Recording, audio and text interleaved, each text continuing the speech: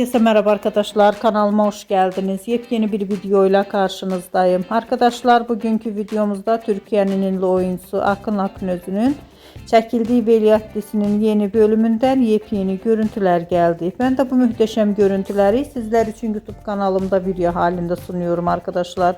Umarım beğenirsiniz.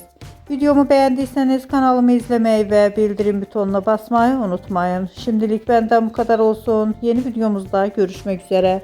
Hoşça kalın.